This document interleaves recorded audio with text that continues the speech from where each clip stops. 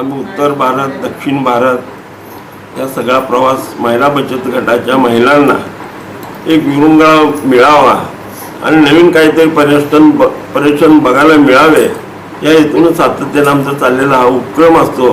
परंतु सगळ्यांचं म्हणणं होतं की व पिठापूरला दत्तांचा जन्म जिथं झाला त्या भूमीत आपण जायचं, दर्शन अभिषेक करून त्यानंतर त्या परिसरातील पिठापूरच्या जे 5-6 टेम्पल आहेत बघण्यासारखे त्या ठिकाणी सर्व महिलांना तिथून लक्झरीत घेऊन जाऊन तिथं सगळे धर्मस्थळ बघून मुक्काम करून दुसऱ्या दिवशी आम्ही म्हणजे 27 तारखेला 1 वाजता रात्री 11 वाजता पिठापूर ते सोलापूर गाडी आहे त्या लक्झरीमधून आम्ही स्टेशनवर येणार आहे। तिथं राहण्याची व्यवस्था, जेवणाची व्यवस्था, लक्झरीची व्यवस्था या सर्व व्यवस्था केलेल्या तर रेल्वेला जाताना प्रत्येक महिन्यांना आपलं बर्थचं तिकीट आम्ही हे तिकीट सोलापूरला मिळत नाही म्हणून आम्ही कल्याण कोट्यातून या सगळ्या महिलांची व्यवस्था केलेली आहे आणि 10 कार्यकर्ते सोबत बरोबर आहेत आणि 6 टीम आम्ही केलेली आहे। समजा कोणाला काय कॉन्टॅक्ट करायचं असेल, कोणी कुठे गेला असेल आल्या असेल ते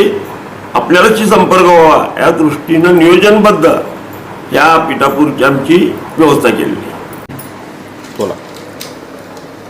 तेजस्विनी महिला बचत गट दरवर्षी आम्ही महिला बचत गटाची ट्रीप काढत असतो। या वेळेला पिठापूरला दत्ताच्या जन्मस्थानी महिलांना आम्ही घेऊन चाललो तर कमीत कमी 100 महिला आहेत आमच्यात।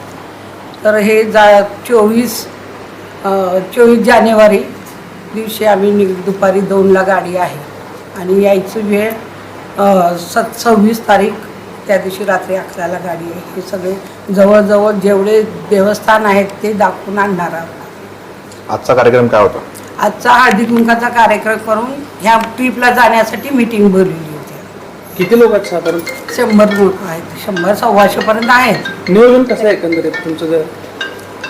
नियोजन म्हणजे रेल्वेचं तिकीट आहे, बसचे तिकीट आहे। 24 तारखेला आम्ही निघणार आहे, दुपारी 2ला गाडी आहे। नंतर येण्याची आहे ती 26 तारखेला 11ला रात्री गाडी। रेल्वेनेच प्रवास आहे, तिथे सगळं ट्रीप गाड्यांनी करणार आहे दाखवायला। किती वर्ष? 20 वर्ष होत आले। दर वर्षाला 6 महिन्याला आम्ही असं काढतोय बचत गटामार्फत। ठीक, बोला। कविता अशोक चव्हाण। मी म्हणजे आम्हाला घराच्या बाहेर कुठंच माहीत नव्हतं काय, ह्यांच्यामुळं आम्हाला कुठं जाताना नको म्हणत नाहीत घरचे सुद्धा, जावा म्हणतात बिंदास, ह्यांच्यामुळे सोडतात पण। आणि आजपर्यंत आम्ही कुठलंच काही नाही, ह्यांच्यामुळे आम्ही सगळे देश फिरलो व दिल्लीपर्यंत आम्हाला सगळं नेऊन आणले। त्यामुळे खूप आनंद वाटतंय असं जायचं म्हणलं का नाही। आम्ही नाही नेलं तर वहिनीला तर जाऊन विचारतो कधी जायचं आपल्याला म्हणून, त्यामुळे आम्हाला लय हे वाटतंय बघा असं। Like, subscribe, click on the bell.